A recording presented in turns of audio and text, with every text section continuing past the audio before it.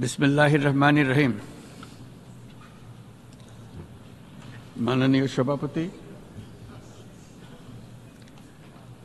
জাতিসংঘের সাধারণ পরিষদের সভাপতি নির্বাচিত হওয়ায় প্রথমেই আপনাকে আন্তরিক অভিনন্দন জানাচ্ছি। আমি আশ্বস্ত করছি যে আপনার এই দায়িত্ব পালনকালে বাংলাদেশ প্রতিনিধি দল আপনাকে পূর্ণাঙ্গ সহযোগিতা প্রদান করবে। জাতিসংঘের ম্যান্ডেটকে সমুন্নত রেখে বৈশ্বিক সংকটসমূহ নিরসনে মহাসচিব অ্যান্তোনিও গুতেরেসের দৃঢ় প্রতিজ্ঞ সাফল্যমণ্ডিত নেতৃত্বের জন্য তাকেও জানাই আন্তরিক সাধুবাদ। সামিট অব দ্য ফিউচার আয়োজনে আমি মহাসচিবের দূরদর্শী ভূমিকার বিশেষ প্রশংসা করছি। সম্মেলনে যে pact for the future and declaration on future generations সর্বসম্মতভাবে গৃহীত হয়েছে, তা এজেন্ডা 2030 পরবর্তী বৈশ্বিক উন্নয়ন কর্মপন্থা নির্ধারণে বিশেষ সহায়ক হবে বলে আমি মনে করি। বাংলাদেশ বিশ্বাস করে যে এই সম্মেলনের অর্জন বৈশ্বিক সমৃদ্ধি অর্জনের জন্য আমাদের সবার অভিপ্রায় ও সহযোগিতা কাঠামো প্রণয়নে দিক নির্দেশক হিসেবে কাজ করবে। এই জুলাই আগস্ট মাসে বাংলাদেশে যে যুগান্তকারী পরিবর্তন সংগঠিত হয়েছে তার প্রেক্ষিতেই আজ আমি বিশ্ব সম্প্রদায়ের এই মহান সংসদে উপস্থিত হতে পেরেছি। আমাদের গণমানুষের, বিশেষ করে তরুণ সমাজের অফুরন্ত শক্তি আমাদের বিদ্যমান রাষ্ট্র কাঠামো ও প্রাতিষ্ঠানিক আয়োজনগুলো আমূল রূপান্তরের এক নতুন সম্ভাবনার দ্বার উন্মোচন করেছে। আমাদের ছাত্র ও যুব সমাজের আন্দোলন প্রথম দিকে মূলত ছিল বৈষম্য বিরোধী আন্দোলন, পর্যায়ক্রমে তা গণ আন্দোলনের রূপ নিয়েছে। এরপর সারা পৃথিবী অবাক বিস্ময়ে দেখেছে কিভাবে সমগ্র বাংলাদেশের মানুষ একনায়কতন্ত্র, নিপীড়ন, বৈষম্য, অবিচার ও দুর্নীতির বিরুদ্ধে রাজপথ ও সামাজিক যোগাযোগের মাধ্যমে দৃঢ়ভাবে রুখে দাঁড়িয়েছিল। আমাদের ছাত্র জনতা তাদের অদম্য সংকল্প ও প্রত্যয়ের মাধ্যমে একটি স্বৈরাচারী ও অগণতান্ত্রিক শাসন ব্যবস্থা থেকে আমাদের মুক্তি এনে দিয়েছে। তাদের এই সংকল্পের মধ্যেই আমাদের দেশের ভবিষ্যৎ নিহিত।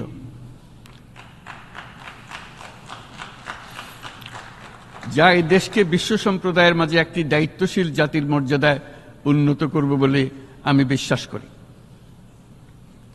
এই গণ আন্দোলন রাজনৈতিক অধিকার ও উন্নয়নের সুবিধাবঞ্চিত বাংলাদেশের আপামর জনসাধারণকে ঐক্যবদ্ধ করেছে।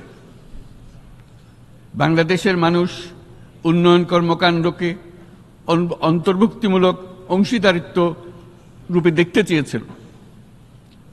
আমাদের জনগণ একটা ন্যায্য, অন্তর্ভুক্তিমূলক ও কার্যকর গণতন্ত্রের জন্য লড়াই করেছে, যার জন্য আমাদের নতুন প্রজন্ম জীবন উৎসর্গ করেছে।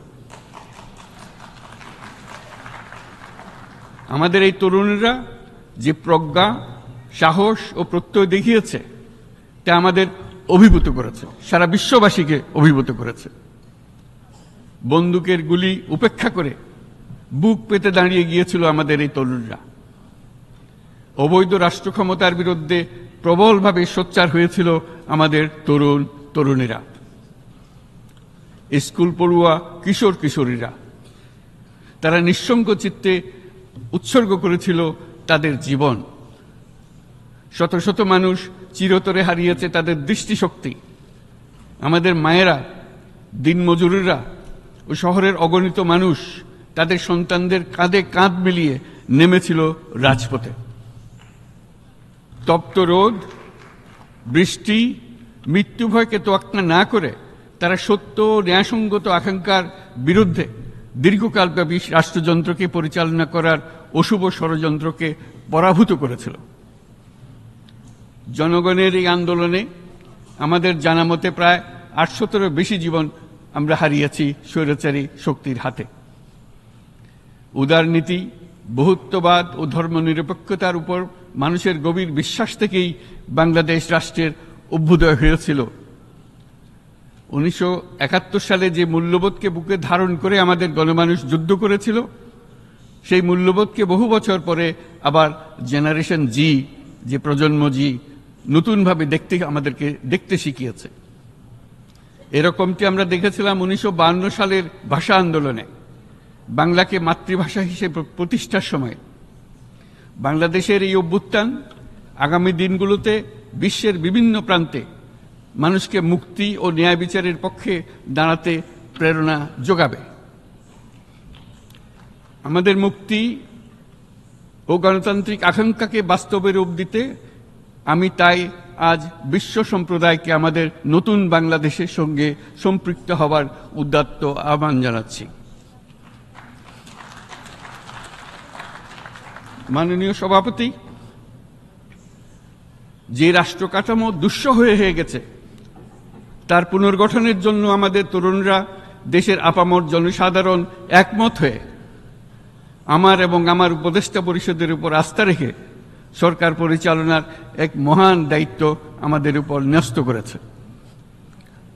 এই দায়িত্ব গ্রহণের পর আমরা গভীর বিস্ময় ও হতাশার সঙ্গে মুখোমুখিভাবে দেখতে পাচ্ছি কিভাবে সর্বগ্রাসী দুর্নীতি একটি কার্যকর গণতান্ত্রিক ব্যবস্থাকে ধ্বংসস্তূপে পরিণত করেছে, কিভাবে রাষ্ট্রের মূল প্রতিষ্ঠানগুলোকে নির্মমভাবে দলীয়করণের আবর্তে বন্দী করে রাখা হয়েছিল, কিভাবে জনগণের অর্থকে লুটপাট করা হয়েছিল, কিভাবে একটি বিশেষ স্বার্থান্বেষী গোষ্ঠী সমস্ত ব্যবসা বাণিজ্যকে অন্যায়ভাবে নিজেদের হাতে কুক্ষিগত করে দেশের সম্পদ অবাধে বিদেশে পাচার করে দিয়েছে।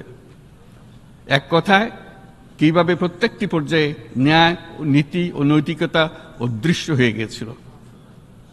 এরকম এক অবস্থার দেশকে পুনর্গঠন এবং জনগণের কাঙ্ক্ষিত রাষ্ট্র ব্যবস্থা প্রতিষ্ঠিত করার জন্য আমাদের উপর দায়িত্ব প্রদান করা হয়েছে। অতীতের ভুলগুলোকে সংশোধন করে একটা প্রতিযোগিতামূলক ও শক্তিশালী অর্থনীতি এবং ন্যায়ভিত্তিক সমাজ ব্যবস্থা গড়ে তোলাই এই মুহূর্তে আমাদের মূল লক্ষ্য। বর্তমান পরিবর্তিত পরিস্থিতিতে সকল রাজনৈতিক দল এখন স্বাধীনভাবে তাদের মতামত প্রকাশ করতে পারছে। যে সব ব্যক্তি বা প্রতিষ্ঠান রাষ্ট্রীয় কাজ ও সিদ্ধান্ত গ্রহণ করার প্রক্রিয়ায় সম্পৃক্ত, তাদের প্রত্যেকের জবাবদিহিতা নিশ্চিত করাই আমাদের অগ্রাধিকার।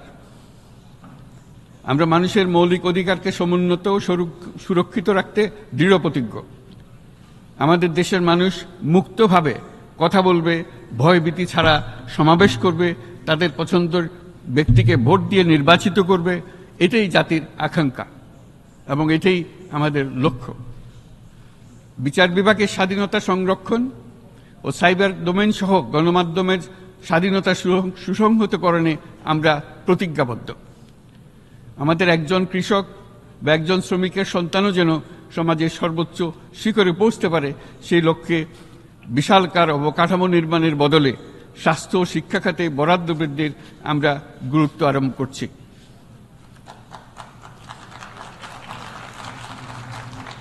রাষ্ট্র ব্যবস্থার সকল পর্যায়ে সুশাসন ফিরিয়ে আনাই আমাদের অভীষ্ট। বাংলাদেশে যেসব আন্তর্জাতিক, আঞ্চলিক এবং দ্বিপাক্ষিক চুক্তির পক্ষভুক্ত, সেগুলো প্রতিপালনে আমাদের সরকার বদ্ধপরিকর। জাতিসংঘ সহ বহুপাক্ষিক বিশ্ব কাঠামোতে বাংলাদেশের সক্রিয় অংশগ্রহণ ও অবদান অব্যাহত থাকবে। পারস্পরিক শ্রদ্ধাবোধ, মর্যাদা ও স্বার্থরক্ষণের ভিত্তিতে বাংলাদেশ বিশ্বের সকল রাষ্ট্রের সাথে বন্ধুত্বপূর্ণ সম্পর্ক বজায় রাখবে। মাননীয় সভাপতি, গত 7 সপ্তাহের মধ্যে আমাদের সরকার বিভিন্ন গুরুত্বপূর্ণ পদক্ষেপ গ্রহণ করেছে। আমাদের অনুরোধে সাড়া দিয়ে জাতিসংঘের মানবাধিকার বিষয়ক হাই কমিশনার বাংলাদেশের গণ আন্দোলনকালে সংগঠিত মানবাধিকার লঙ্ঘনের বিষয়ে বিস্তৃত অনুসন্ধান এবং এইসব বিষয়ে ঘটনার পুনরাবৃত্তি রোধে পরামর্শ প্রদানের জন্য একটা ফ্যাক্ট ফাইন্ডিং কমিশন গঠন এবং তার কাজ শুরু করার জন্য দ্রুত বাংলাদেশে পাঠিয়ে দিয়েছে। আমি তাকে বাংলাদেশের পক্ষ থেকে অশেষ ধন্যবাদ জানাচ্ছি। দায়িত্বভার গ্রহণের 2 সপ্তাহের মধ্যে আমরা গুম প্রতিরোধে যে আন্তর্জাতিক কনভেনশন রয়েছে তাতে যোগদান করেছি।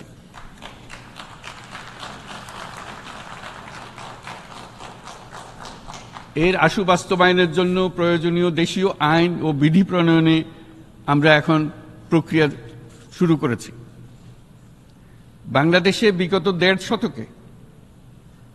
বাংলাদেশে গত 1.5 দশকে যে সমস্ত গুমের অভিযোগ রয়েছে সেগুলো তদন্ত করার জন্য একটি তদন্ত কমিশন এই মুহূর্তে কর্মরত আছে। মানুষের আস্থা, আত্মবিশ্বাস ফিরিয়ে আনতে এবং নির্মম অতীত যেন আর ফিরে না আসে কোনোদিন, সেই জন্য আমরা কিছু সুনির্দিষ্ট খাতে সংস্কারকে অগ্রাধিকার দিয়েছি। সেই লক্ষ্যে আমরা বিদ্যমান নির্বাচন ব্যবস্থা, সংবিধান, বিচার ব্যবস্থা, জনপ্রশাসন, আইন শৃঙ্খলা ব্যবস্থা সংস্কারের জন্য স্বাধীন কমিশন গঠন করেছি। সংবাদপত্র ও গণমাধ্যমের সংস্কারের জন্যও পৃথক কমিশন সহ আরও কয়েকটি বিশেষ বিষয়ে কমিশন গঠন প্রক্রিয়াধীন রয়েছে।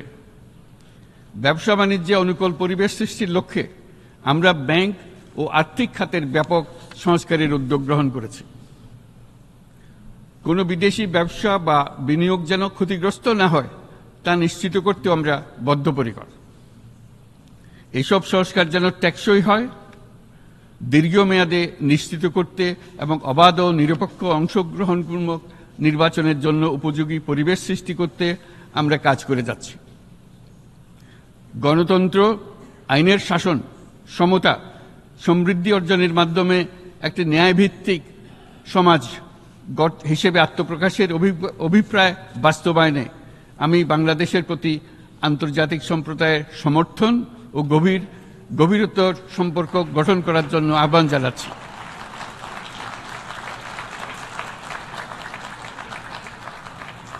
মাননীয় সভাপতি, বাংলাদেশ মনে করে যে শান্তি রক্ষা ও সংঘাত মোকাবেলা জনগণের সমৃদ্ধি নিশ্চিত করার মূল চালিকা শক্তি।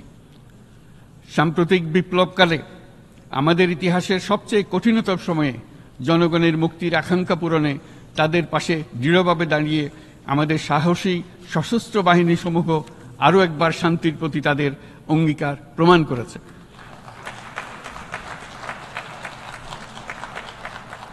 এটা সম্ভব হয়েছে শান্তি রক্ষায় আমাদের অঙ্গীকারের কেন্দ্রবিন্দুতে মানবাধিকারকে স্থান দেওয়ার ফলে।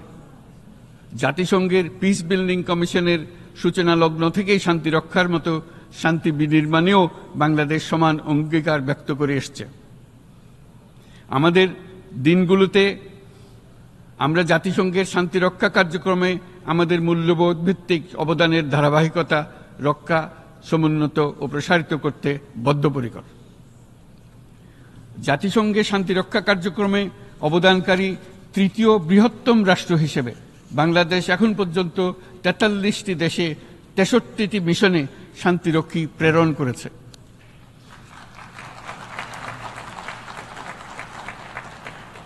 বসনিয়া থেকে শুরু করে কঙ্গো পর্যন্ত বিশ্বের বিভিন্ন প্রান্তে এসব মিশনে দায়িত্ব পালনকালে 168 জন বাংলাদেশি শান্তিরক্ষী নিজেদের জীবন বিসর্জন দিয়েছে। আমরা আশা করি যে কোনো অবস্থায় নানা প্রতিকূলতা সত্ত্বেও জাতিসংঘের ভবিষ্যৎ শান্তিরক্ষী কার্যক্রমগুলোতে বাংলাদেশের প্রতিরক্ষা বাহিনীর সদস্যরা একইভাবে অবদান রাখার সুযোগ পাবে।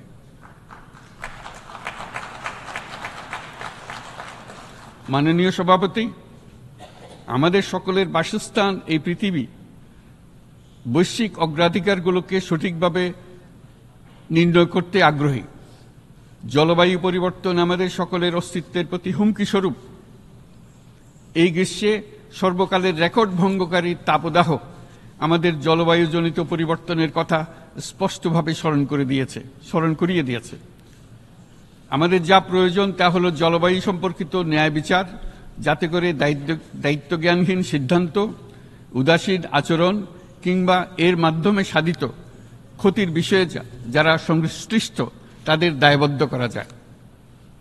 জলবায়ু পরিবর্তনজনিত দীর্ঘমেয়াদী প্রভাবগুলো অপূরণীয় ক্ষতির কারণ হয়ে দাঁড়িয়েছে। আমরা জীব বৈচিত্র্য হারিয়ে ফেলছি, প্যাথোজেনের পরিবর্তনের ফলে নতুন রোগ বাড়ছে, কৃষিক্ষেত্রে চাপ বাড়ছে ক্রমাগতভাবে, পানি সম্পদ ঝুঁকিতে ফেলছে আমাদের বাসযোগ্যতাকে, সমুদ্র পৃষ্ঠের উচ্চতা বৃদ্ধি এবং লবণাক্ততা আমাদের ক্ষতি করছে প্রতিনিয়ত। ঘূর্ণিঝড়ের সংখ্যা ও মাত্রা বৃদ্ধির কারণে যেই ক্ষতি হচ্ছে তাকে উপেক্ষা করার সুযোগ নেই। ক্ষুদ্র কৃষক, প্রান্তিক পর্যায়ে জীবিকা অন্বেষণকারীরা জলবায়ু পরিবর্তনজনিত ঝুঁকির মুখোমুখি হচ্ছে সবচেয়ে বেশি। আমি আজ এই বিশ্ব সভায় যখন কথা বলছি তখন বাংলাদেশের পূর্বাঞ্চলে 50 লাখেরও অধিক মানুষ তাদের জীবদ্দশায় হওয়া সবচেয়ে ভয়াবহ বন্যা মোকাবেলা করে যাচ্ছে। মহাসচিব গুতেরেস আমাদেরকে দেখিয়েছেন যে বিদ্যমান পরিক্রমা অব্যাহত থাকলে বিশ্বের গড় তাপমাত্রা 2.7 ডিগ্রি সেলসিয়াস বৃদ্ধির দিকে অগ্রসর হতে থাকবে।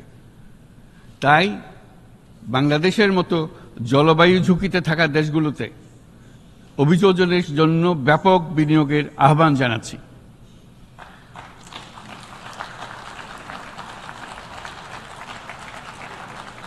এছাড়াও উদ্ভাবনী শক্তির প্রয়োগ, অতিরিক্ত অর্থায়নের মাধ্যমে লস অ্যান্ড ড্যামেজ ফান্ডকে কার্যকর করা আমাদের জন্য অত্যন্ত গুরুত্বপূর্ণ। একইভাবে আমাদের প্রয়োজন প্রযুক্তির সহজলভ্যতা, সক্ষমতা বৃদ্ধি। নির্দিষ্ট করে বললে আমাদের দরকার জীবন রক্ষাকারী প্রযুক্তি, বিশেষত কৃষি, পানি এবং জনস্বাস্থ্য খাতে, যেখানে ক্ষুদ্র ক্ষুদ্র উদ্ভাবন এবং সমাধানসমূহ ঝুঁকিতে থাকা জনগোষ্ঠীকে রক্ষা করতে পারে। জলবায়ু সংকটের মোকাবেলা এবং বৈশ্বিক অর্থনীতি সুসংহতকরণে আমাদের যুগপৎভাবে কাজ করতে হবে। বিশ্ব সম্প্রদায় এখন কার্বন মুক্ত পৃথিবী গড়ে তুলতে মনোযোগী হচ্ছে। বিশ্বের অধিকাংশ মানুষকে এই ধরনের পরিবর্তনের সুফলভোগী করতে হলে নেট জিরো পৃথিবীর দিকে আমাদেরকে অগ্রসর হতে হবে। বাংলাদেশের মতো দেশগুলোকে সাথে নিয়ে যেতে হবে। তা না হলে পারস্পরিক দায়িত্ববোধের মাধ্যমে পারস্পরিক সমৃদ্ধি অর্জনে আমাদের সার্বজনীন অঙ্গীকার পূরণে পিছিয়ে পড়ব আমরা। এই ক্ষেত্রে আমি বিশ্বাস করি সমগ্র বিশ্ব একসাথে 3-0 লক্ষ্য অর্জনের ধারণা বিবেচনা করে দেখতে পারে, যার মাধ্যমে আমরা শূন্য দারিদ্র, শূন্য বেকারত্ব এবং শূন্য নেট কার্বন নিঃসরণ অর্জন করতে পারি। যেখানে পৃথিবীর প্রতিটি তরুণ তরুণী চাকরি প্রার্থী না হয়ে বরং উদ্যোক্তা হিসেবে নিজেকে প্রতিষ্ঠিত করার সুযোগ পাবে। তারা যেন এই সম্পদের সীমাবদ্ধতা সত্ত্বেও নিজ নিজ সৃজনশীলতার বিকাশ করতে পারে, যেখানে একটি ব্যবসায়িক উদ্যোগ সামাজিক সুফল, অর্থনৈতিক মুনাফা এবং প্রকৃতির প্রতি দায়িত্বশীলতার মধ্যে একটি চমৎকার ভারসাম্য আনতে পারে, যেখানে সামাজিক ব্যবসার মাধ্যমে যে কোনো ব্যক্তি ভোগবাদী জীবনধারা থেকে উত্তরণ করে সামাজিক ও অর্থনৈতিক পরিবর্তনের সৃজনশীল শক্তি হিসেবে নিজেকে প্রতিষ্ঠিত করতে পারে।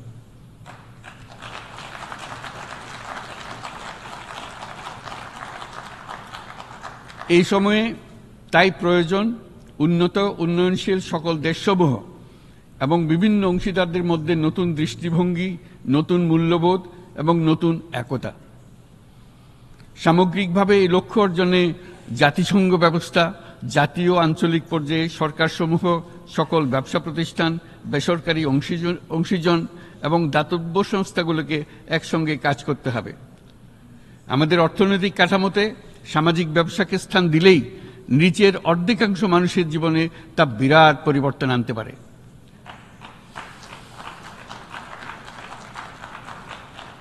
এই পদক্ষেপ একই সঙ্গে জলবায়ুর ধ্বংসাত্মক গতিকে সফলভাবে রোধ করতে পারে এবং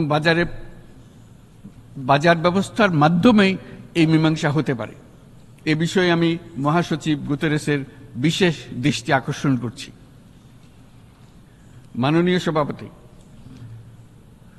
বহুমুখী সংকটে জর্জরিত বর্তমান বিশ্বে যুদ্ধ এবং সংঘাতের ফলে ব্যাপক ভিত্তিতে মানুষের অধিকার খর্ব হচ্ছে। বিশ্ববাসীর উদ্বেগ এবং নিন্দা সত্ত্বেও গাজায় গণহত্যা থামছে না।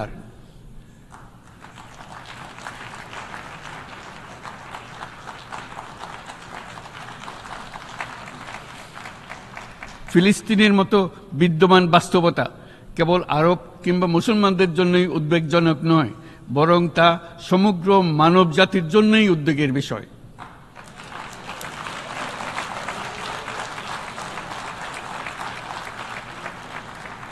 একজন মানুষ হিসেবে প্রত্যেক ফিলিস্তিনির জীবন অমূল্য।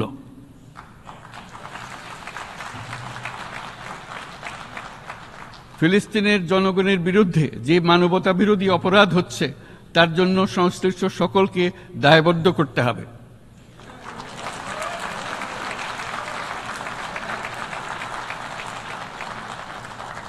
ফিলিস্তিনের জনগণের উপর চলমান নৃশংসতা, বিশেষত নারী এবং শিশুদের সাথে প্রতিনিয়ত যে নিষ্ঠুরতা বিশ্ব দেখাচ্ছে, তা থেকে নিস্তারের জন্য বাংলাদেশ অনতিবিলম্বে সম্পূর্ণ যুদ্ধবিরতির আহ্বান জানাচ্ছে।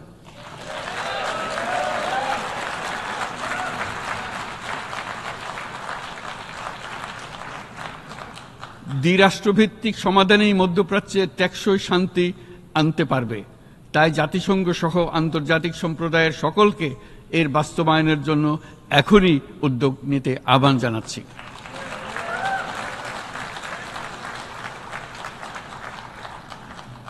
গত 2.5 বছর ধরে ইউক্রেনে চলমান যুদ্ধে বহু মানুষ প্রাণ হারিয়েছে। এই যুদ্ধের প্রভাব সর্বব্যাপী, এমনকি বাংলাদেশের অর্থনীতিতেও এর নেতিবাচক প্রভাব আমরা অনুভব করছি। আমরা তাই উভয় পক্ষকে সংলাপে বসে বিরোধ নিরসনের মাধ্যমে যুদ্ধের অবসান ঘটানোর আহ্বান জানাচ্ছি। মাননীয় সভাপতি, বাংলাদেশ গত 7 বছর যাবৎ মায়ানমার হতে আগত 12 লাখেরও বেশি রোহিঙ্গাদের মানবিক কারণে আশ্রয় দিয়ে আসছে। এর ফলে আমরা বিরাট সামাজিক, অর্থনৈতিক, পরিবেশগত ক্ষতির সম্মুখীন হচ্ছি। মায়ানমারের অভ্যন্তরীণ সমস্যা থেকে সৃষ্ট এই সংকট বাংলাদেশ ও আমাদের অঞ্চলের জন্য প্রথাগত ও অপ্রথাগত উভয় ধরনের নিরাপত্তা ঝুঁকির কারণ হয়ে দাঁড়িয়েছে। মায়ানমার থেকে বাংলাদেশে বলপূর্বক বাস্তুচ্যুত রোহিঙ্গাদের সহায়তা করতে আমরা অঙ্গীকারবদ্ধ। আমরা রোহিঙ্গাদের জন্য মানবিক সহায়তা কার্যক্রম চালু রাখা এবং তাদের টেকসই প্রত্যাবর্তন নিশ্চিত করার উদ্দেশ্যে আন্তর্জাতিক সম্প্রদায়ের পর্যাপ্ত সহায়তা অব্যাহত রাখার আহ্বান জানাচ্ছি। রোহিঙ্গাদের সাথে সংগঠিত হওয়া ব্যাপক ভিত্তিক মানবাধিকার লঙ্ঘনের জন্য আন্তর্জাতিক বিচার আদালত এবং আন্তর্জাতিক অপরাধ আদালতে চলমান বিচার প্রক্রিয়ার মাধ্যমে ন্যায় বিচার নিশ্চিত করাও সমানভাবে গুরুত্বপূর্ণ। রোহিঙ্গারা যাতে নিজ দেশে স্বাধীন এবং মর্যাদাপূর্ণ জীবন যাপন করতে পারে, সেই লক্ষ্যে অনুকূল পরিবেশ তৈরিতে জাতিসংঘ অন্যান্য আন্তর্জাতিক প্রতিষ্ঠানের ধারাবাহিক প্রচেষ্টার প্রশংসা দাবিদার। এই লক্ষ্যে রোহিঙ্গারা যাতে পর্যাপ্ত নিরাপত্তা ও অধিকার নিশ্চিত করে তাদের নিজ ভূমি রাখাইনে ফিরে যেতে পারে, তার পথ সুগম করা অত্যন্ত দরকার। মায়ানমারে প্রতিনিয়ত পরিবর্তনশীল অবস্থা বিবেচনা রেখে বাংলাদেশ আন্তর্জাতিক সম্প্রদায়ের সাথে একযোগে রোহিঙ্গাদের নিজ দেশে মর্যাদাপূর্ণ টেকসই প্রত্যাবর্তনের জন্য পরিবেশ সৃষ্টিতে কাজ করতে প্রস্তুত।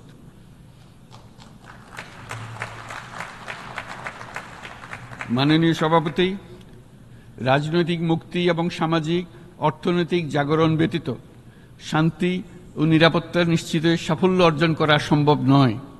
প্রায় 1 দশক পূর্বে বিশ্ব সম্প্রদায় সর্বসম্মতক্রমে এজেন্ডা 2030 প্রণয়ন করেছিল। আমরা সবাই আমাদের সামষ্টিক আকাঙ্ক্ষা ও বিশ্বাস অর্পণ করেছি এই সার্বজনীন টেকসই উন্নয়ন অভিষ্টগুলো অর্জনে।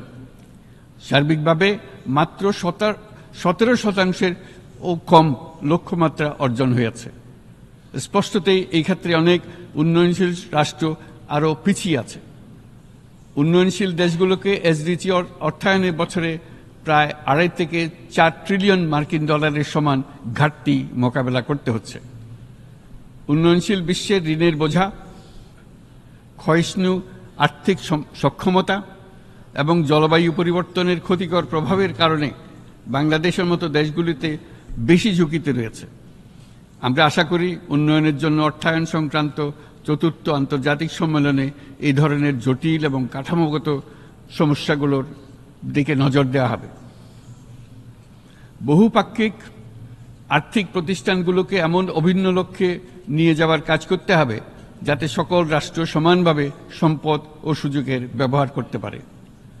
তারা নিজেদের কর্মসূচিতে সামাজিক ব্যবসাকে গুরুত্বপূর্ণ ভূমিকা দিতে পারে, যাতে নিম্ন আয়ের দেশগুলোর বাস্তবতাকে বিশেষভাবে মোকাবেলা করা যায়, যা ব্যবসায়ী উদ্যোগ এবং ব্যক্তির সৃজনশীলতাকে উদ্বুদ্ধ করে, যা বঞ্চিত জনগোষ্ঠীকে বিশালভাবে সহায়তা করে। এই ক্ষেত্রে অবৈধ অর্থের প্রবাহ এবং উন্নয়নশীল দেশগুলো থেকে সম্পদ পাচার বন্ধ করা অত্যন্ত আবশ্যক। উন্নয়নশীল দেশগুলো থেকে পাচার হয়ে যাওয়া সম্পদ ফেরত আনার জন্য আন্তর্জাতিক সহযোগিতা জোরদার করতে হবে। আমরা আশা করি কর ফাঁকি রোধে আন্তর্জাতিক কর কনভেনশন অতি শীঘ্রই গৃহীত হবে। মাননীয় সভাপতি, আমরা যে নিবিড়ভাবে সংযুক্ত বিশ্বে বসবাস করছি, সেখানে অভিবাসন এবং মানুষের অবাধ প্রবাহ এক অলঙ্ঘনীয় বাস্তবতা। বাংলাদেশি নাগরিকরা প্রতিনিয়ত বিভিন্ন দেশে অভিবাসী হিসেবে যাচ্ছেন। তারা বিভিন্ন দেশে তাদের কর্মসংস্থানের সন্ধানে আছেন। বিশ্বের বিভিন্ন প্রান্তে এই মুহূর্তে প্রায় 1.5 কোটি প্রবাসী বাংলাদেশি আছেন। সকলের জন্য অভিবাসনের উপযোগিতা নিশ্চিত করতে বিশ্ব সমাজকে নিরাপদ, সুশৃঙ্খল এবং নিয়মিত মর্যাদাপূর্ণ অভিবাসনের পথ সুগম করতে হবে। আন্তর্জাতিক সম্প্রদায়কে অভিবাসীদের মানবাধিকার এবং তাদের প্রতি মানবিক আচরণ নিশ্চিত করতে হবে। অভিবাসনের উপর 2018 সালে যে গ্লোবাল কম্প্যাক্ট অন মাইগ্রেশন গৃহীত হয়েছে, তার পূর্ণ বাস্তবায়নে বাংলাদেশ প্রতিশ্রুতিবদ্ধ এবং একই সাথে অনিরাপদ অভিবাসন রোধেও আমরা বদ্ধপরিকর। মাননীয় সভাপতি, প্রতি বছর প্রায় 25 লক্ষ তরুণ তরুণী বাংলাদেশের শ্রমবাজারে যুক্ত হচ্ছেন। বাংলাদেশের বিপুল জনশক্তির প্রায় 2/3 তরুণ। এই জনশক্তিকে বর্তমান ও আগামীর জন্য গড়ে তোলা বাংলাদেশের জন্য একটা বড় চ্যালেঞ্জ। ক্রমপরিবর্তনশীল কর্মজগতে একজন তরুণকে প্রতিনিয়ত নতুন দক্ষতা অর্জন করতে হয়। এই কর্মপরিবেশের সাথে মানিয়ে নেওয়া শিখতে হয়। এই জন্য বাংলাদেশ যখন মধ্যম আয়ের দেশ হিসেবে উন্নতি হচ্ছে, তখন আমরা শিক্ষা এবং প্রযুক্তিগত সহায়তা লাভের উপর বিশেষ জোর দিচ্ছি। এবার কৃত্রিম বুদ্ধিমত্তার বিষয়ে আসি। কৃত্রিম বুদ্ধিমত্তার অভাবনীয় বিকাশ এবং এর বহুমাত্রিক প্রয়োগে বাংলাদেশ বিশেষভাবে আগ্রহী। আমাদের তরুণ সমাজ জেনারেটিভ আর্টিফিশিয়াল ইন্টেলিজেন্সের সম্ভাবনা নিয়ে উচ্ছ্বসিত। একজন বিশ্ব নাগরিক হিসেবে তারাও চায় নতুন পৃথিবীতে নিয়োজিত হতে, কর্মক্ষম হিসেবে নিজেকে গড়ে তুলতে। বাংলাদেশের মতো বৃহৎ তরুণ জনগোষ্ঠীর দেশ যাতে কৃত্রিম বুদ্ধিমত্তার প্রয়োগজনিত অর্জিত সুফল থেকে পিছিয়ে না পড়ে, বিশ্ব সম্প্রদায়কে তা নিশ্চিত করতে হবে। একই সঙ্গে নিশ্চিত করতে হবে যেন কৃত্রিম বুদ্ধিমত্তার কারণে কর্মক্ষেত্রে মানুষের চাহিদা ক্রমাগতভাবে সংকুচিত হয়ে না যায়। এই প্রসঙ্গে আমি উল্লেখ করি যে আমরা ভিন্ন একটা ইন্টেলিজেন্স, অটোনোমাস ইন্টেলিজেন্স, অর্থাৎ যে কৃত্রিম বুদ্ধিমত্তা নিজেই নিজের কৃত্রিম বুদ্ধিমত্তাকে সম্প্রসারিত করতে পারে মানুষের কোনো হস্তক্ষেপ ছাড়াই, তার ব্যাপারে আমরা বৈজ্ঞানিকদের দৃষ্টি আকর্ষণ করতে চাই। তারা যেন এই ক্ষেত্রে অগ্রসর হওয়ার আগে মানুষের উপরের প্রভাব সম্বন্ধে নিশ্চিত হয়ে অগ্রসর হন। আমাদের ধারণা অটোনোমাস ইন্টেলিজেন্স মানুষের অস্তিত্বকে বিপন্ন করে তুলতে পারে, কাজে এই ব্যাপারে আমাদের সম্পূর্ণ সজাগ থাকতে হবে। মাননীয় সভাপতি, আমাদের আসলে দরকার নতুন ধরনের সহযোগিতা কাঠামো, যেখানে বৈশ্বিক ব্যবসা ও জ্ঞানের অধিকারী গোষ্ঠী মানুষের চাহিদাগুলোকে যথাযথভাবে অনুধাবন করবে। আন্তর্জাতিক সহযোগিতার মাধ্যমে উন্নয়নশীল দেশগুলোর জন্য এমন একটি রূপান্তরকারী ব্যবস্থা তৈরি করতে হবে যা কর্মসংস্থান, আর্থসামাজিক প্রতিকূলতা বা জীবিকার জন্য যুৎসয় সমাধান নিশ্চিত করবে। মাননীয় সভাপতি, আমাদের প্রচেষ্টা, সক্ষমতা এবং সম্পদ একত্রীকরণের মাধ্যমে সকলের সামর্থ্য, উদ্ভাবনী শক্তি এবং সমৃদ্ধিকে কাজে লাগাতে হবে। আর্থসামাজিক উন্নয়ন এবং জলবায়ু সহনশীলতা নিয়ে আমরা প্রতিনিয়ত যে প্রতিকূলতার সম্মুখীন হচ্ছি, সম্মিলিত উদ্যোগের মাধ্যমে তার মোকাবেলা করতে হবে।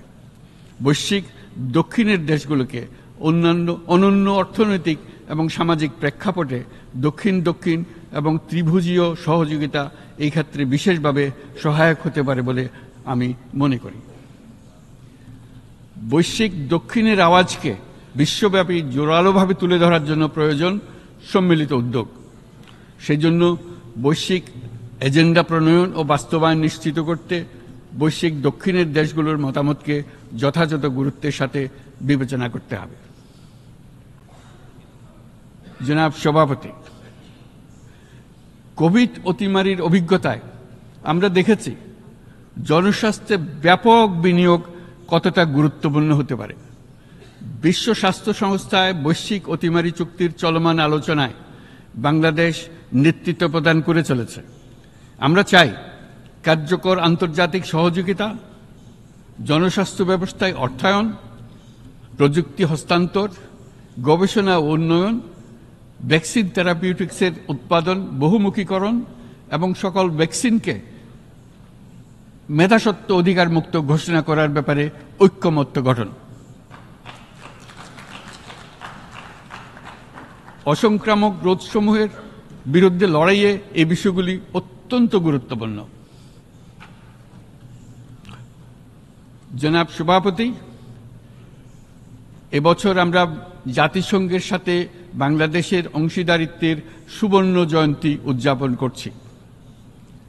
গত 50 বছর ছিল আমাদের জন্য একটা পারস্পরিক শিক্ষণীয় সম্মিলিত যাত্রা। সীমিত উপায়ে বাংলাদেশ বৈশ্বিক শান্তি ও নিরাপত্তা, ন্যায়, সমতা, মানবাধিকার প্রতিষ্ঠায় ধারাবাহিকভাবে অবদান রেখে আসছে। আমাদের সমন্বিত প্রয়াসের পেছনে আছে সত্যিকার অর্থে একটি নিয়মভিত্তিক বৈশ্বিক ব্যবস্থা গড়ে তোলা। এই প্রসঙ্গে উদাহরণ হিসেবে আমি স্মরণ করছি 1999 সালে জাতিসংঘ সাধারণ পরিষদে ক্ষুদ্র ঋণের উপর গৃহীত রেজুলেশনের কথা। সেই সময় জাতিসংঘ 2005 সালকে ইয়ার অফ মাইক্রোক্রেডিট ঘোষণা করেছিল, যার ফলে ক্ষুদ্র ঋণ বিশ্বব্যাপী সম্প্রসারিত হবার সুযোগ পেয়েছিল। একই সময়ে বাংলাদেশের উদ্যোগে গঠিত হয়েছিল ফ্রেন্ডস অব মাইক্রোক্রেডিট।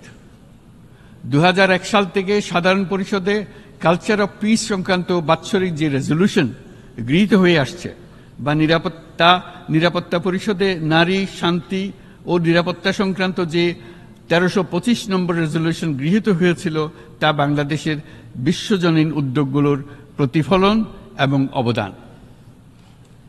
মাননীয় সভাপতি, আজ এই মহান বিশ্বসভায় বিশ্ব নেতৃবৃন্দের উপস্থিতিতে প্রতিধ্বনিত হচ্ছে শান্তি, নিরাপত্তা, ন্যায় বিচার প্রতিষ্ঠা এবং সম্পদের সুষম বন্টনের মাধ্যমে সকলের অন্তর্ভুক্তি নিশ্চিত করার আহ্বান। সদস্য রাষ্ট্র হিসেবে আমাদের প্রত্যেককে আজ গভীরভাবে অনুধাবন করতে হবে কিভাবে আমরা নারী, পুরুষ সকলের জন্য ও আগামীর দিনগুলোতে উদ্যোক্তা হবার সমান সুযোগ সৃষ্টি এবং তাদের ক্ষমতায়ন নিশ্চিত করতে পারি। সকল বৈশ্বিক সমস্যার সমাধানের জন্য আমাদের সবার হাতে যথেষ্ট সক্ষমতা, সম্পদ এবং উপায় রয়েছে। আসুন আমরা জাতীয় বা আন্তর্জাতিক যেসব প্রতিশ্রুতি দিয়েছি তা বাস্তবায়ন করি এবং অর্থনৈতিক ক্ষেত্রে সামাজিক ব্যবসার ধারণা প্রতিষ্ঠিত করে সকল প্রকার বৈষম্য ও অসমতার অবসানে ঐক্যবদ্ধভাবে আমরা কাজ করি। বাংলাদেশের তরুণরা প্রমাণ করেছে যে মানুষের স্বাধীনতা, মর্যাদা ও অধিকার সমুন্নত রাখার অভিপ্রায় কোনো উচ্চাভিলাষ নয়, বরং এটা সকলের নিশ্চিত প্রাপ্য। আজ এই মহান সমাবেশে আপনাদের উপস্থিতিতে শান্তি, সমৃদ্ধি ও ন্যায় বিচার নিশ্চিত করতে আন্তর্জাতিক, আঞ্চলিক এবং জাতীয় পর্যায়ে বাংলাদেশে তার ভূমিকাকে ক্রমাগতভাবে জোরদার করার নিশ্চয়তা দিচ্ছে। আজ আপনাদের সবাইকে শুভেচ্ছা জানাচ্ছি, ধন্যবাদ জানাচ্ছি।